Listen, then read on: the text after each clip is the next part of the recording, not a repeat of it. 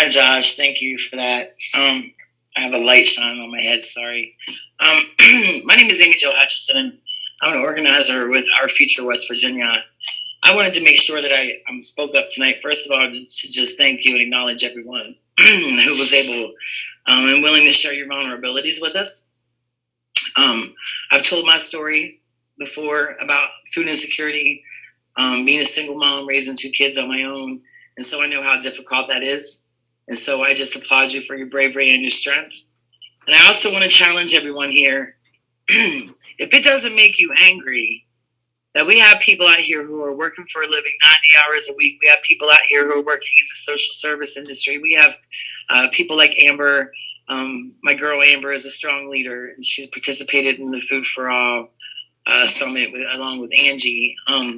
But if it doesn't make you angry that they're out there working, they're doing everything that we're told that we need to do to be able to find the American dream, then I ask you to just take a minute and just get in touch with yourself and figure out why that it's okay that people are working so hard and having to be so hungry.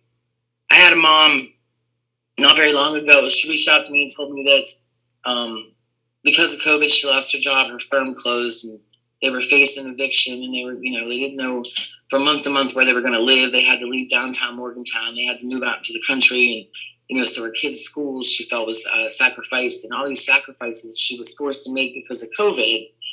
And at the same time, she said, "I know you get this. They're hungry." And she said, "Never before have I had to tell my kids we don't have money for that and mean a box of cereal." And so as I'm hearing stories like this, a couple weeks later, she gets back in touch with me and she tells me that things have turned around. She got a job, she got a roommate to help pay the bills, and that when she went to the grocery store, when she came home, she filled a refrigerator full of food, and she told me that she was actually in tears looking at it because it was the first time in months that her refrigerator had been filled. And I had another leader tell me that she didn't realize how food insecure her own children were until they weren't.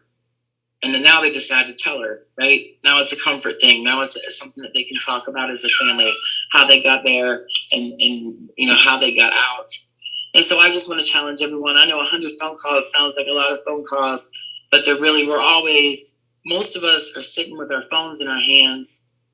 And so I just want to challenge everyone to figure out, if it doesn't make you angry why so many people are hungry and why so many people are hurting, figure that out. I need for you to do a heart check. And I also need for you to get involved, whether it's with the Food for All Coalition. We started the coalition to address food issues across the state and to push against harmful legislation and introduce less harmful legislation. And that's the Citizens Call for, it's a call for civic engagement, because we're not going to care if you're hungry because we can't eat with their goods internet. So please get plugged in, get tuned in, and let's fix this. I'm going to make 100 calls. I'm going to put a thing on my social media, challenging everyone to make 100 calls. I'm sure somebody can come up with a flashy hashtag for 100 calls. But I was on that call with Josh when none of the delegates except Danielle spoke up that night. They had nothing to say after hearing about food insecurity and food access problems and bills and legislation that we were looking forward to, and they all just sat silent. So I'm going to challenge all of you that we have to come together and demand that they do better. And let's rattle the windows, because at this point, hunger is a moral issue. It's not a political one.